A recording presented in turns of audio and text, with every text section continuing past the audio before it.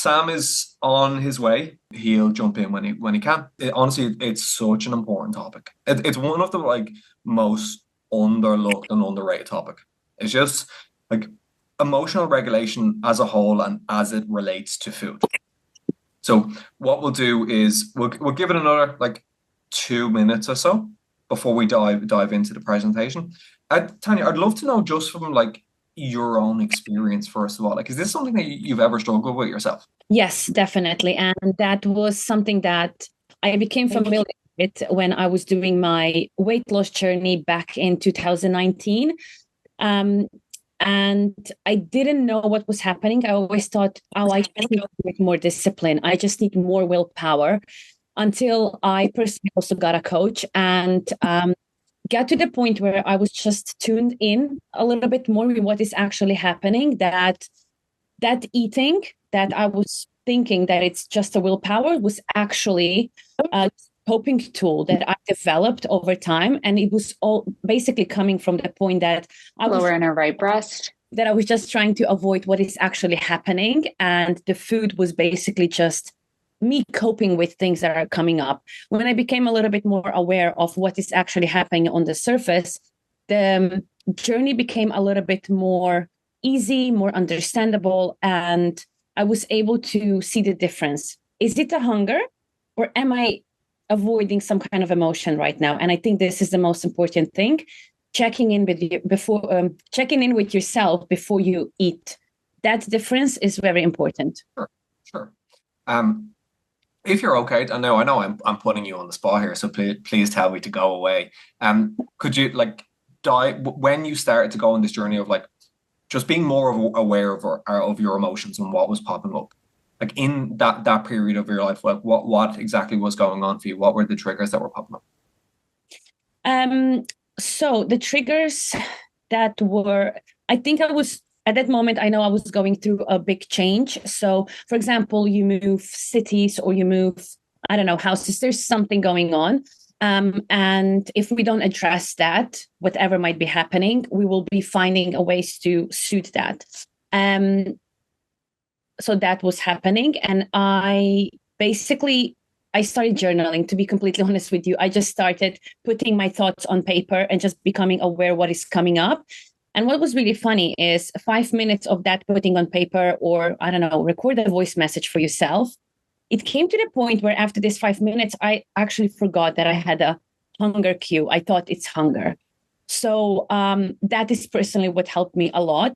And usually for me, it was coming from when I felt unsafe.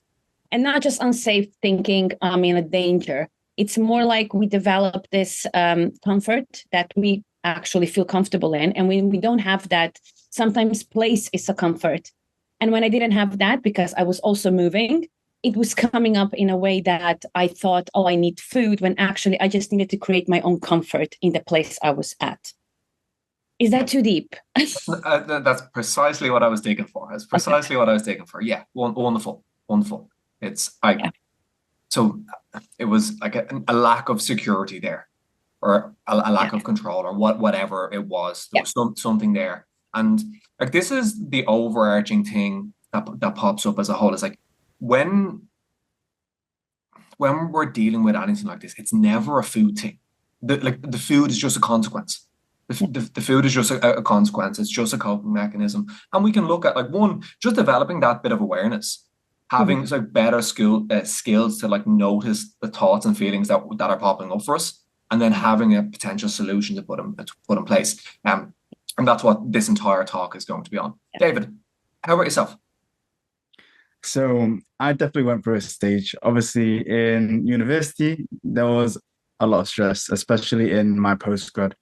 And I'd say it came to a point where I'm almost trying to convince myself that it's okay. Especially like if I'm doing my dissertation, I'm saying, yeah, you know what?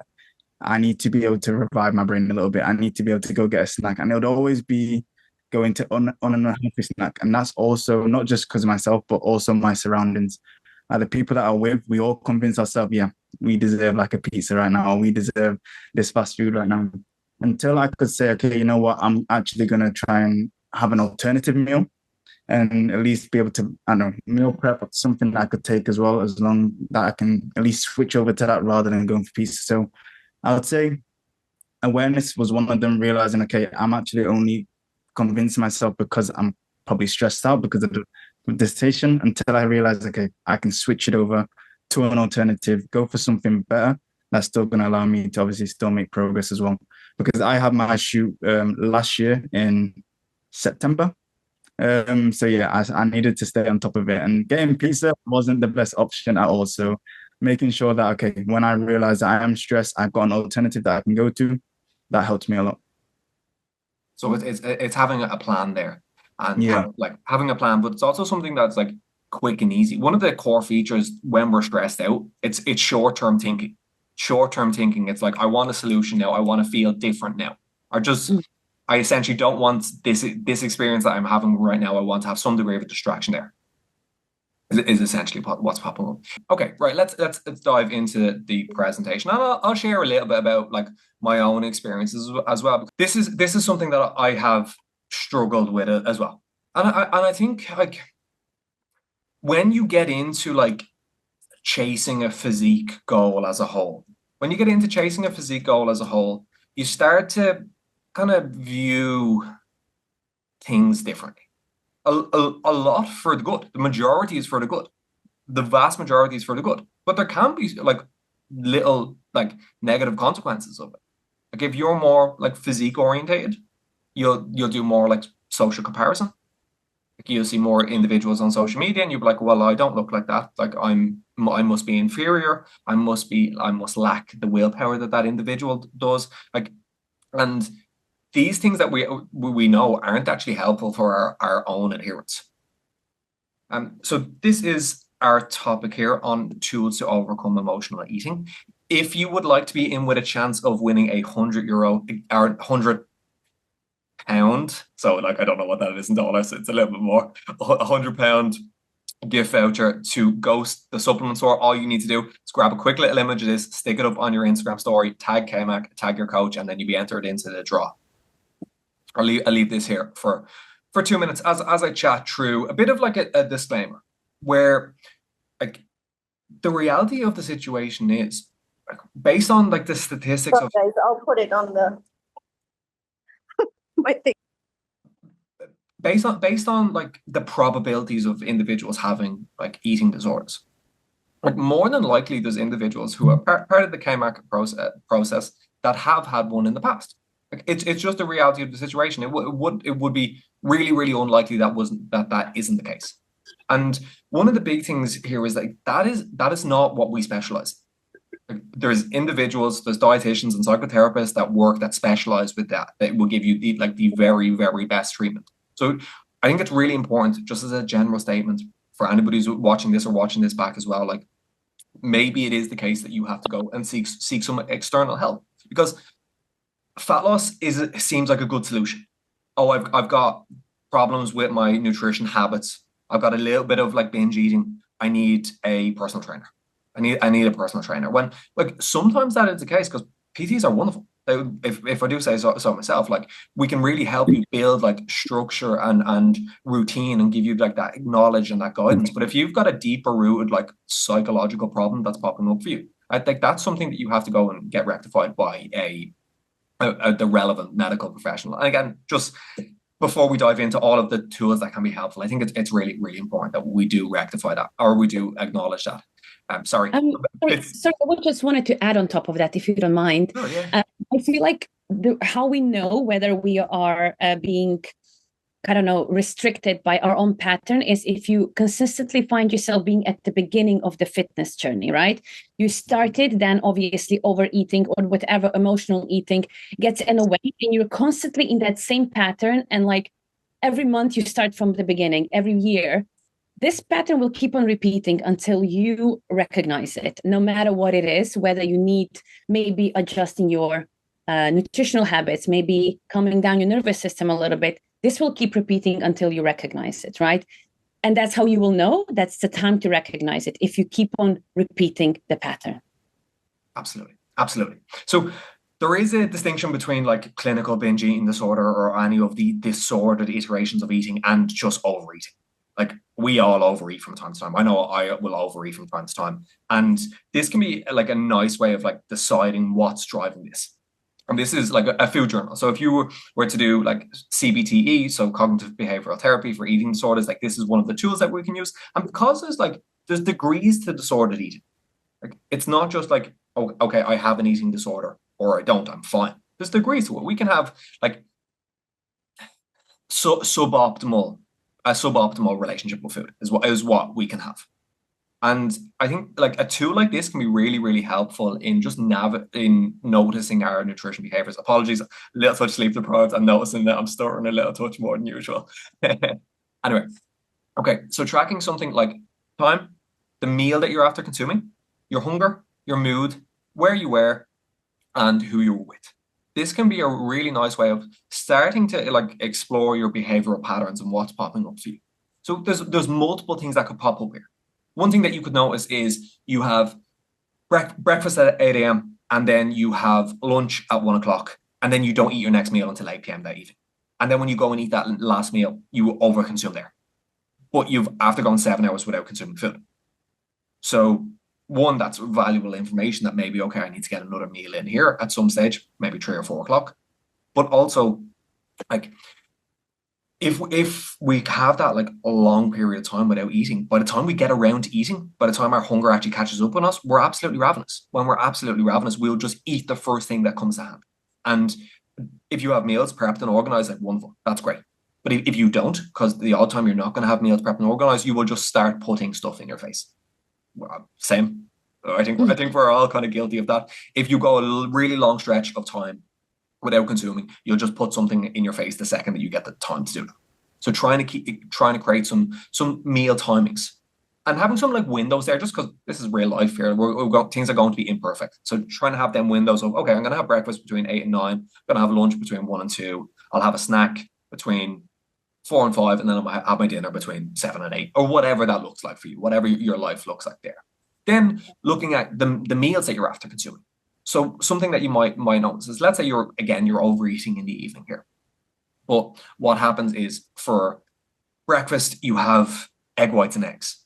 For lunch, you have Greek yogurt and protein. For your snack, you have a protein shake. But then in the evening meal, you overconsume. So you're after fixing the solution of actually having more frequent meals. You're after consuming about like a whole 700 calories in the duration of the day. So you don't have your meals equally distributed. So you're going to be starving by the time that you get to that evening time. So it gives you some more information. Okay, cool. I need to have equal distribution of my calories throughout the day. And then the next thing to track is like your hunger. And even actually just like tuning in and being aware of your hunger. I'm myself personally, I'm quite like robotic. Like me tuning into my hunger cues is not something that I normally do. It's not something that comes naturally to me. But I know it's an extremely helpful intervention to be able to sit and actually, like, prior to your meal, be like, give yourself a rating out of 1 to 10 of what your hunger is like in that moment. I think that can be really, really helpful as well. So you may notice that, like, if you finish your snack, let's say you finish your snack and hunger is still at a like 10, you're still absolutely starving.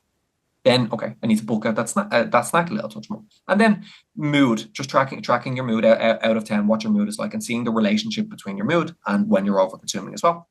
And then where you are and who you're with.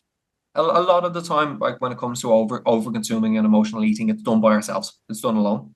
And there can be a significant degree of like guilt and shame towards it. And I'm sure there is a couple of individuals who do overconsume and it's not reported to your coach because you feel like you're falling short of your coach's expectations. But it's always the case that we do understand. Like we do understand, like, these things aren't easy. These things are really difficult. But if you can be open with your coach, if you can have that deep relationship where you're okay falling short on things the odd time, that's going to allow solutions to be put in place and for you to be able to work together to overcome this. So I think, like, honesty with your coach is like so damn important when things aren't perfect.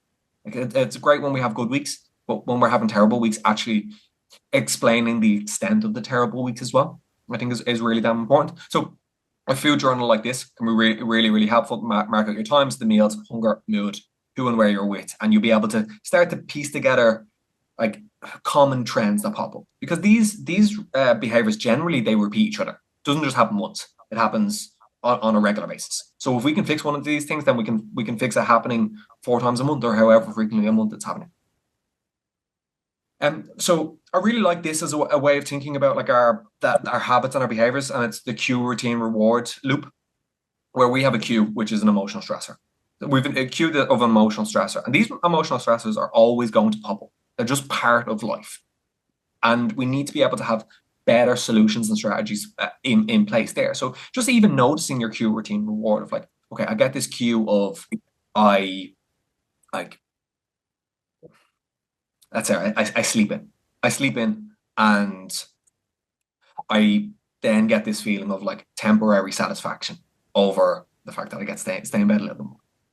So you've got this like cue of like not listening to your alarm, and then you've got this like routine of sleeping in, and then you've got this reward of a lovely little lie-in. Okay. And what we want to do is we want to be able to put like becoming aware of this and trying to put a new routine and reward in place. So an example of this would be, okay, when my alarm goes off, my new routine is going to be, I'm going to get up and take 15 minutes for myself and I'm going to have a coffee. And the reward is some nice time for yourself. And that's just an example, like that's not related to nutrition specifically. But let's say it looks something a little bit different. It looks like every time I get home from work, I'm stressed and tired. And that is the cue. The routine is I'm going to go snack and graze. And then the reward is just the deliciousness of food. But then behaviors aren't in line with our goals. So there's going to be a degree of like discontent or dissatisfaction with that. So what we want to do there is one, have that awareness of it and put a different routine and reward in place. So a new routine in place is maybe every time I come home from work, I'm going to go and I'm going to walk to the end of the block and I'm going to come back. And I'm going to take that as a bit of me time. So I have a new routine in, and the reward of that is just like feelings of like stress relief or peacefulness, and trying to put new like routines in place is going to be so incredibly important there. Yeah, I wanna add to that very Go quickly. for it, David. Sorry. So I really like what you said, and I like to call that as a bit of a pause plan as well. So having action in place before it already happens, right? So if you know that, okay, usually on a Wednesday, you know you're gonna get stressed. Maybe you got the kids, you already know that that moment is gonna happen when you get home. If you've got something in place that's saying, okay, yep, like you said, gonna go on a 5-minute walk, maybe even gonna watch TV for 10 minutes, maybe it's your favorite show, rather than binge eating, is having that chance of knowing that, okay, I'm not gonna fall into temptation, I'm gonna make sure I'm gonna stay on track. So you're not leaving the moment to chance. So I really liked what you said, yeah.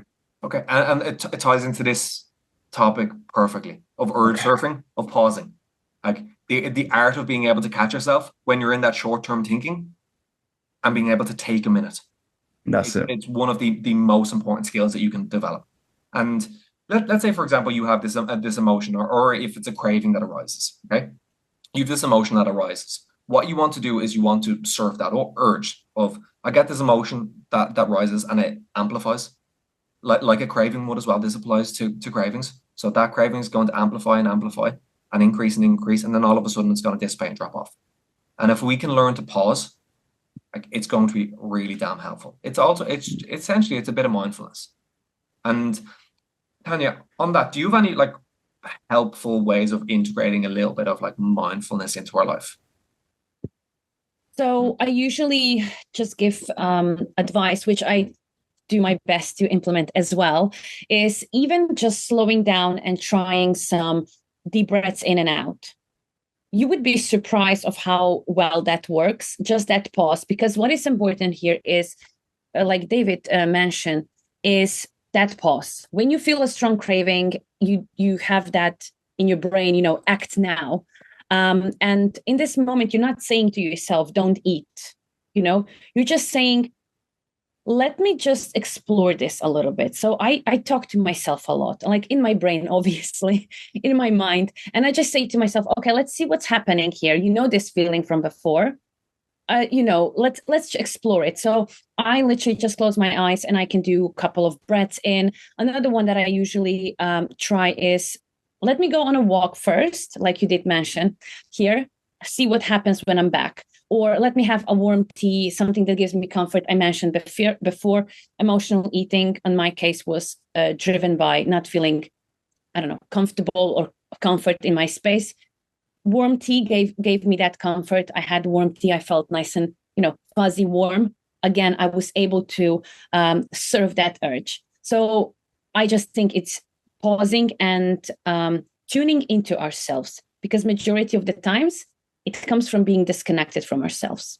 100%. I really like that, because like the general recommendation that we give is like, go do some meditation or go do a walk. And like, there's a barrier to entry there. Like when you're really, really stressed out, the likelihood of you going and meditating.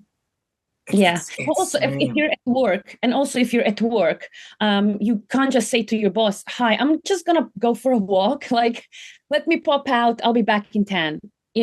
But what you can do is go to the toilet. Nobody's gonna ask you why you're going to the toilet. You're gonna go 30 seconds. I'm telling you, just deep breath in and out. The more you do it, the more you're going to be, your body is going to be feeling safe with you as well. There will not be a first, let's go eat, right? I don't agree. So bring your cup of tea to the toilet. I was just going to jump in. I finally made it. Apologies for being late. I think both me and Dee have had a few troubles with traffic in London today, but no, I absolutely agree with what Tanya was saying there. I think the pause is incredibly important, mostly because Dee, you were talking about cue, routine, and reward, right?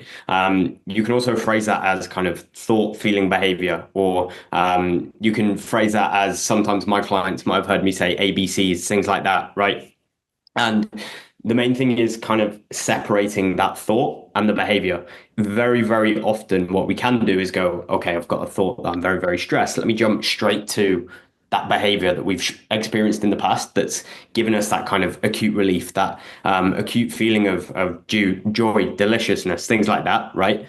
But a pause for even 30 seconds, like Tanya rightly says, pop into the bathroom. Your boss isn't going to ask any questions there, unless maybe you're doing it every 15 minutes or something like that. Having a few breaths.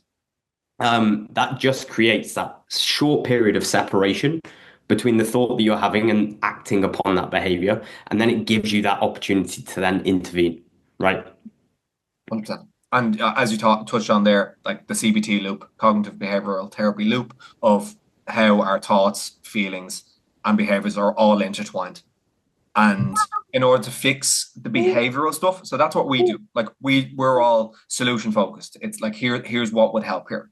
But if we keep banging on about solutions and we don't ever even touch on like the thoughts that are popping up or the feelings that are popping up, and look at ways that we can intervene on these, we're just going to be banging our head against the wall and getting nowhere if all we're focused on is being super behaviorally orientated. So I think that's actually, sorry, just to expand on that, I think that's actually a really interesting point as well, because you mentioned solutions. I think when it comes to emotional eating, actually understanding and reframing that currently at the moment, for people who do kind of turn to food in an emotional setting and things like that, food is your solution currently. It's not necessarily the problem at the moment. And in some instances, could it be a barrier in terms of fat loss, things like that? Absolutely, yes, of course. But at the moment, if we understand that for you currently, food is the solution, right? How do we aim to find another solution and change that routine like you were discussing, find something else that we can put in the place that provides a solution for the different feelings that you experience? That's where we then start changing that behavior, right? Yeah, absolutely. And like when we're touching on like the thoughts and the feeling side of things, I think these are my two favorite tools. Okay. So understanding like cognitive distortions and then using maybe a feelings wheel can give us a little bit more of an insight into the things that are popping up for us. So kind of some common cognitive distortions that pop up are all or nothing thing. Something like, I've had a cookie, I've ruined everything. And you want to be able to learn to argue with yourself. You want to argue with yourself objectively without belittling yourself is essentially what the goal is. So being able to actually view things through a more accurate lens is what we're trying to do here. So a more accurate thought would be like, one cookie doesn't ruin your day. That's something that you can incorporate in. Sometimes we like overgeneralize, where if we mess up on one thing, then brings us back to thinking that we're a complete failure in every aspect of our life. And then that further affects our behaviors. And where in reality, just because we slipped up on one thing doesn't mean that we're not improving or working and doing better on multiple other disciplines. Something else that also pops up quite frequently is like mind reading, where they feel that individuals are judging them for eating a certain way or judging them for engaging in certain behaviors. That in itself is really, really demotivating. But sometimes it is the case that there's absolutely no evidence for that. It's a mind reading, it's a cognitive distortion. And being aware of that, even like trying to come up with like the evidence. What is the evidence for me holding that belief? Why do I hold that belief? And then do I actually have good enough justification for it? Or am I mind reading here? Is this a bit of a cognitive distortion?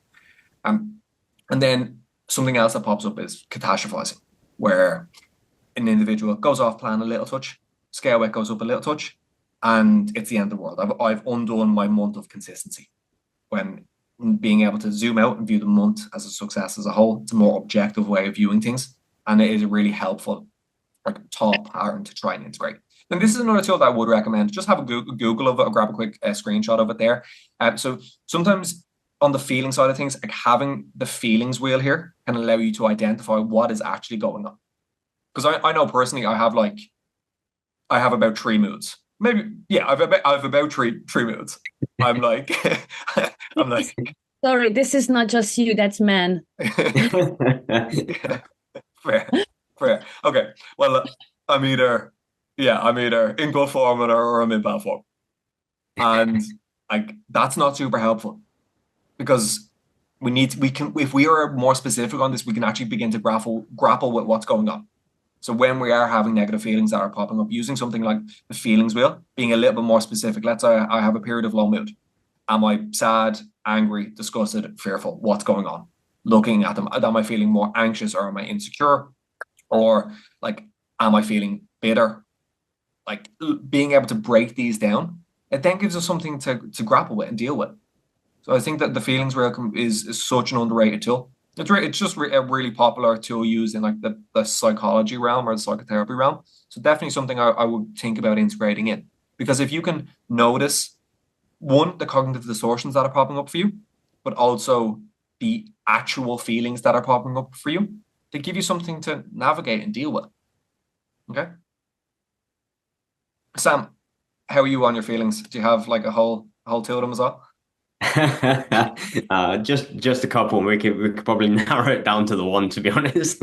No, you actually interestingly sent this across to me recently as well, right? I was listening to the conversations you were having whilst I was in the Uber, actually, on Sedge's phone, and it was interesting hearing Tanya and David sharing their stories with a little bit of emotional eating and stress, for sure. And I think I've always been the kind of guy who's just said, I'm not stressed. Let me just crack on, right? I've probably picked that up from the other guys in my family, my dad, my granddad, to be honest. And only recently have I really started to say, you know what, no, I am actually stressed. This is something that I need to potentially look at dealing with here, right? In different manners and things like that. Now, that's not always cropped up with me personally as stress eating. That's maybe come with procrastination, things along those lines instead, right? But yeah, you interestingly sent this across to me recently. And I think something that I've been asking myself recently is, let's say I walk to the fridge, right? What am I feeling? And therefore, what do I need? Right? It may well be, okay, you go and open the fridge, but then you ask yourself that question, you realize I'm feeling a little bit. She's gonna eat. Actually, what I need isn't necessarily a piece of cake or whatever. Maybe I just need a hug from a loved one, right? Or something along those lines. And it can be a very, very simple change just from asking yourself that very, very small question. You also alluded to something just a minute ago as well, and I typically call those limiting beliefs personally. If I can try and remember one of the quotes that you had on the screen, I think it was, I ate a cookie, I've ruined everything, right? A good question you can simply ask there is that true? Right? Very simple, yes or no answer. And 9 times out of 10, we're going to come to the conclusion, no, that's not true. And from there, you can say, okay, if I know that that's not true, how would I then go about acting? Well, you'd probably just carry on with the rest of your day, right? So Those are two kind of helpful questions that I've personally been using as well, that kind of popped up to my mind from that screen specifically. Yeah, I think it's comes the same with when we say, "Oh, they think I'm not eating well." There was also something. Also, how do you know? You're basically thinking about what you think they're thinking. Inception. It's actually us putting that on ourselves when we shouldn't. We don't have to. So being aware in that moment is super important. And one thing I just wanted to add on, Sam said he's going to the fridge, doesn't know what's happening. He's going there. To know exactly, is it hunger or is it not? I like to practice, would I eat a fruit or an apple right now? Because if you're really hungry, you would eat anything that is in front of you, anything being, let's not take it literally. But if you're emotionally eating or stress eating, you will say, no, I don't want apple, I need chocolate. That's the biggest thing, and the most important questions I personally used to ask myself, because it was a habit of snacking. Am I really hungry? No, I like the dopamine hit of the crisps. That's what I'm doing. So I think it's very useful to start your journey with that. So what I'm going to do is I'm going to take these tools, I'll put them into a nice little PDF format. I'll send them into the WhatsApp chat. I think it will be nice for you to actually be able to visualize these things and start to be able to implement them yourselves, and just trial a couple of these things, whether it's the food diary or the emotions wheel, or at the listing out some of the cognitive distortions. And essentially, you want to just build some intrigue. You want to experiment on yourself. You want to try and learn about your patterns. And I think that the best way of doing that is actually by taking the time to do it. Whether you want to do that into a journal, which I would recommend, whether you want to do it, like as Tanya said, into a voice note, that's a good show as well. But trying to look at your behavioral patterns of what's popping up, trying to identify the emotions that you're feeling, trying to identify some of the cognitive distortions that are popping up for you. And one of the things that I like is using like an action plan or a coping plan, because the stress popping up in our life is absolutely inevitable. It's going to pop up. So using some sort of implementation intention can be really, really helpful. So an implementation intention is essentially it's an if-then statement. So it looks like this. Let's say, for example, it's something like, if I feel lonely, then I will speak with somebody. That it gives you a plan of action of an implementation, as opposed to, if I feel lonely, I'll overconsume, I'll snack. So trying to put in these implementation intentions to areas that you find and times you find yourself overeating can be really, really helpful as well. This is something that I actually do on the training side of things as well. On the training side of things, an implementation intention will be, at X time I'm going to train at Y. So at 6 o'clock I'm going to train on Monday, kind of thing. And actually saying them out loud or writing them down actually increases the likelihood of us doing them. It's an evidence-based intervention as well, so it's really, really cool. It's worth a try. Sam, anything else in particular pop up for you on the emotional eating side of things? The only thing that I would add, as you're going through kind of tools there, and this is very, very basic, I honestly think the Notes app on your phone can be one of the best things that you can possibly use. To identify feelings and literally just write things down, right? Again, I'm personally, as I've said, maybe always been taught by my dad and things to bottle things up. So I'm not the best at kind of speaking about things, but I'm very, very good at kind of typing them down and getting my thoughts out on paper. That works really, really nicely. Something else you can do very easily in your Notes app, and this goes back to that implementation intention thing as well, by way of, okay, what are those implementations going to be? It can be very difficult sometimes to say, okay, I'm feeling lonely. Do I speak to someone? Do I not? It's not always the clearest thing to understand. So I think actually having a list of things in your Notes app that actually just make you feel good, aside from food, in terms of watching silly videos on Instagram. Maybe it's spending time and speaking with family, just picking up the phone. Maybe it's gaming, watching sports highlights, things like that, right? Actually having a list of things that you can turn to and say, okay, this is how I'm feeling. Here's a whole bunch of things that make me feel really, really good, other than food. Again, instantly the whole kind of feedback loop becomes a lot easier to finish off. Yeah, absolutely. It's like your baseline day-to-day level of positive or negative emotion is going to dictate your food behaviors. And if you can engage in all of these behaviors that are fun and bring you joy, it's going to decrease the likelihood that you're going to be over consuming. Other things that you want to do is like you try and increase your stress tolerance. This is one of the things I always talk about in resistance, like resistance training as a whole. Resistance training is a great buffer against stress. It increases our stress tolerance. If you're after getting a resistance training session in, and then you've got a really brutal day at work, you'll notice that it doesn't affect you as much. And another big thing there is like your sleep. You've got good quality sleep, your stress tolerance is going to be up a little touch higher. So looking at just like the overall lifestyle picture is really, really important. If we can do that, if we can have good nutrition structure in place, or like our meal timings, make sure we're not going 8 hours without consuming food. And then looking at some of the feeling wheels and the implementation intentions and the cognitive distortions. This is essentially like the best kind of interventions that we have when it comes to dealing with emotional or stress eating. So, Sam, anything in particular else come up for you? Sure. I was going to say, firstly, anyone who has any questions, of course, I wasn't here to throw my normal message into the chat, but anything cropping up for anyone who's here, feel free to shoot across a message. Appreciate kind of stress eating, emotional eating, things like that can be quite a personal topic as well. So if you want to send any of us coaches here a kind of personal message rather than putting that publicly in the chat, again, feel free.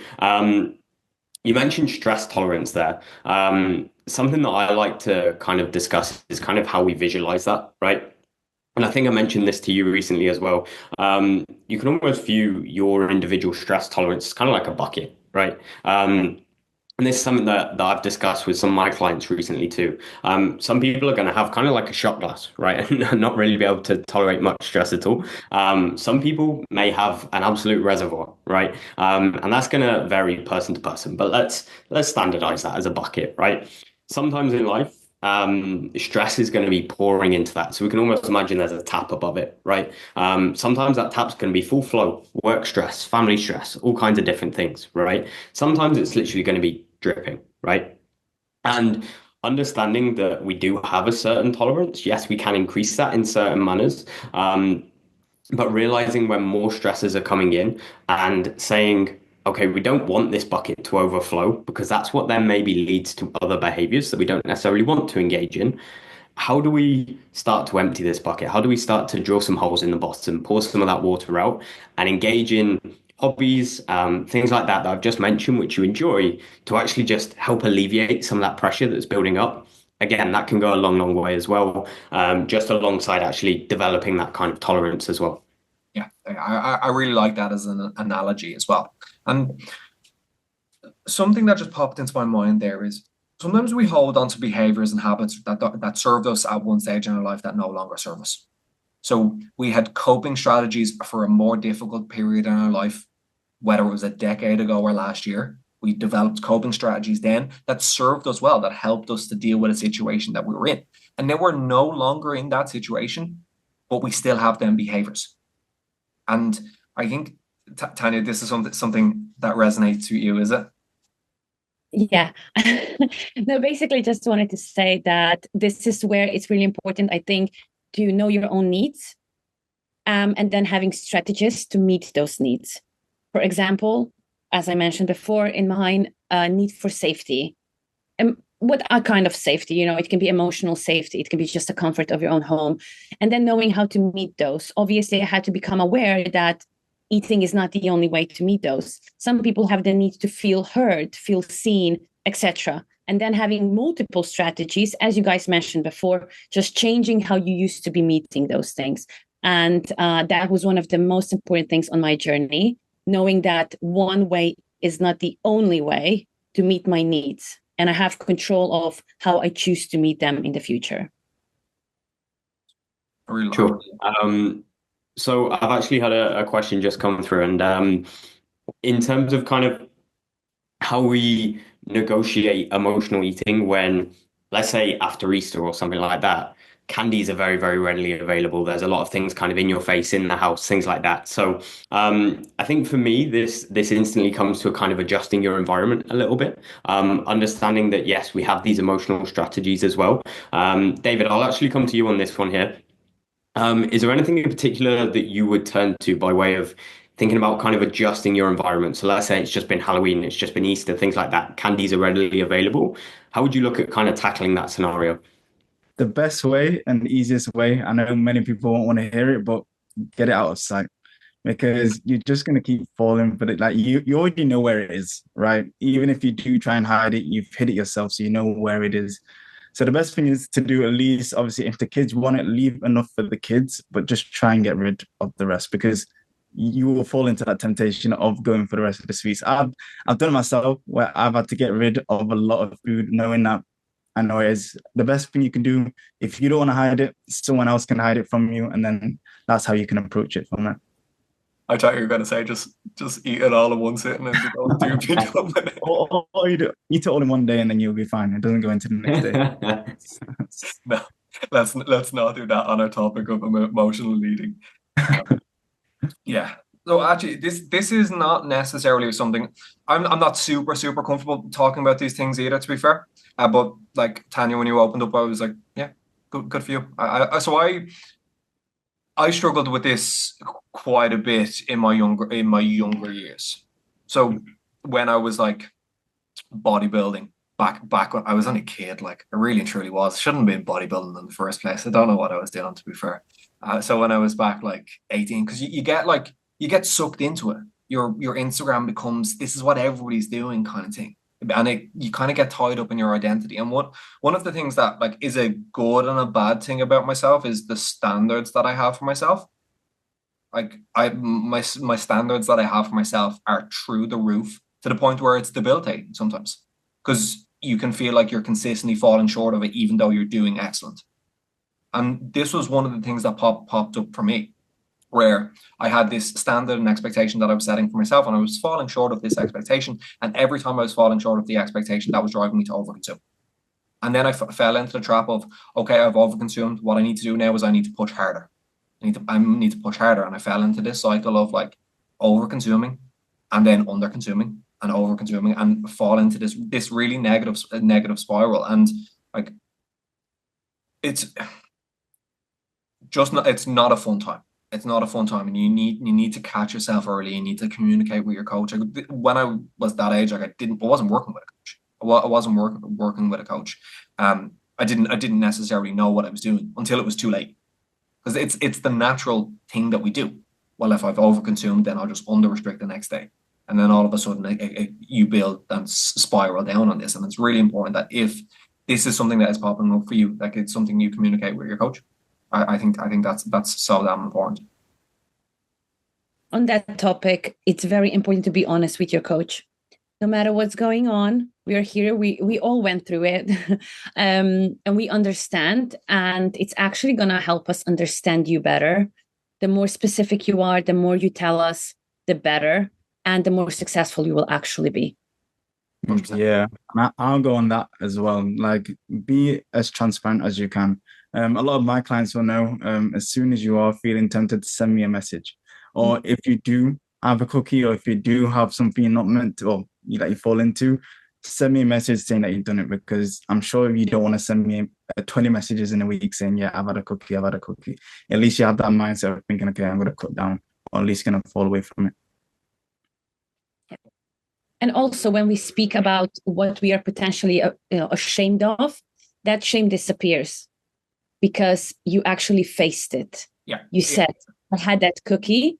You would go into the downward spiral without your coach. You would feel ashamed. And then, as Dermot mentioned, over-consuming, then under-consuming. Say it, share it. The shame goes away. You deal with it. We go on. Yes. And just get back into your normal routine. Zoom out.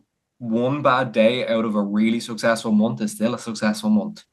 Having that capacity to put things into perspective is going to be so incredibly important. I've said that probably 100 times now at this stage on these calls, but that the capacity to be able to zoom out is so important, because that's what we're doing when we're coaching. We're viewing things as the month. We're not necessarily nitpicking that one Friday evening that you had. We're zooming out. We're looking at the month as a whole. And if you can develop that skill, it's going to be really, really helpful for not only your success, but also just your emotional regulation along the way, that you don't feel guilty when you do have evenings or whatever it is that are a little bit more calorific than you would have planned to do. So actually, D, on that, it follows on quite nicely, actually. We've had a question come through here. Um, how to stop thinking about food as a reward. So, for example, when you've had a good week with food, sticking with macros on a consistent basis, you want to treat yourself at the end, at least one indulgent meal over the weekend, things like that. How would you go about tackling that? Sam, 1 second there. Could you please repeat that question? I was just reading one of the questions coming into the chat. Oh, sure. I may well have actually been reading out that exact same question. No. No. Okay. So, how to stop thinking about food as a reward. So, for example, when you've had a really, really good week, as you just say, that kind of desire to treat yourself, have an indulgent meal on the weekend, things like that. How do we kind of break that feedback loop? Yeah, yeah, yeah, absolutely. Because we need to reframe what a reward is. It's as simple as that. Like a reward needs to be something else. It needs to be like bringing yourself for like a coffee or like, these things don't necessarily feel as rewarding. Like food is delicious, it's fun, it's enjoyable, but it's also something that's not in line with your goal a lot of the time. Where like when the goal is to finish fat loss, the goal is to finish fat loss. You want to be able to wrap it up. Fat loss isn't enjoyable, but like if you can not falling into this trap of like trying to reward yourself every time you've had a good solid couple of days, because it is just slowing down progress. It is just slowing down progress. So if you can view it like through the mindset of like the food is always going to be there. I have a plan. I'm in my flow. I'm in my routine with things. Every time I reward myself, it actually takes me out of this flow a little touch. So can I just keep myself in the routine, keep that structure going? But also, like, don't be afraid to have the flexibility in your nutrition as well. If you want to have like 300 calories of something that isn't helpful for fat loss, you can incorporate that in the odd time. And yeah, it's gonna make the day a little bit more difficult because when you eat something that's calorie dense, like, your food volume for that day isn't as high. But don't be afraid to incorporate some of these things in within your calories. It's just about like not doing it all of the time as well. For sure, for sure. I always say on that side of things, incorporating those things in, take what you want, add what you need, right? So let's say, for example, we had a cookie like we were discussing earlier. That may well be what you want. Take a little look at that cookie. What does that kind of contain? Well, good amount of carbs, good amount of fats, things like that, right? What's it may be lacking? Some protein, some fibers, things along those lines, right? So take what you want, get that cookie. Maybe we half it even. And just add a little dollop of Greek yogurt, maybe a couple berries on top, something like that. You've been able to enjoy your cookie, you've had what you want, and you've added what you need so that you're very much more satiated after you've eaten that meal as well. So we don't feel like we need to go and get that second cookie in the pack, that third cookie in the pack as well. Yeah, no, I really really like that. I think that's something that like I do naturally, and the recommendation that I give to clients all of the time. If you want something that's hyper palatable, pair it with a decent meal, because then at least you're satiated, but you also get to have a bit of something delicious as well, as For opposed sure. to just going and having that delicious thing, and then all of a sudden it's gone, and you still have a pit in your stomach that is not full of food. Um, so yeah, I think that's a really really helpful habit to integrate in as well. For I sure. also think some mantras help here. I started incorporating saying things like "not today" or "it will be still here next time I want to do it," and then you say that every time, and it kind of works because sometimes why we want to finish that box of cookies, it's because we think, oh, that's it. I can't have, I have to finish it because I'm at lack. If you say, okay, well, it's here tomorrow as well. If I will want to, I can have that. And I feel like sometimes when we give ourselves permission to have that next one, your brain is like, nah, no, I don't want it. It's fine. It's really funny games that sometimes our brain plays with us. So create a mantra that basically works for you. And allow yourself, like, no foods are off limits here. Like there's some foods that are helpful for fat loss, there's some foods that just aren't. But the foods that aren't helpful for fat loss, you can still integrate in some of the time. You absolutely can. It's important that you do, but like just not having these really hard food rules where like these foods are bad, I don't eat them. It's going to drive you towards wanting to consume them so much more. For sure. We've had a few questions come into the chat. So, Sure. one I'll go ahead and dive into here. How to go to social events, Indian weddings, celebrations, family get-togethers, things like that, when so much of it revolves around food. Already seem to have some good strategies in place there, but initially, I would say think about reframing what the social revolves around for you personally, right? Don't let someone else dictate what that social revolves around. Yes, it may well be food in some scenarios to a lot of people, but if you're actually going to a wedding, rather than thinking about that as a food event, think about that as a celebration of that couple, right? When you're going to a family get together, think about that less of, okay, the food is the focus here and more, maybe I haven't seen some of these family members in a long time. I want to connect with them. I want to catch up. I want to have a good time, right? But also on that front, understand your intentions from that perspective, right? What are your intentions going into a social event, right? Is that to enjoy food? Sometimes that will be the case, and that's totally okay, right? Maybe it's trying one of your favorite restaurants. Maybe it's a new spot in town that you want to give a go, something along those lines. And like I say, that is totally, totally fine. But again, like I say, your intentions matter. Is your intentions going into a social to connect with family, to connect with friends, to celebrate a couple, things like that? Instantly, then in your mind, you're not living up to someone else's expectations, but living up to your own expectations of yourself, right?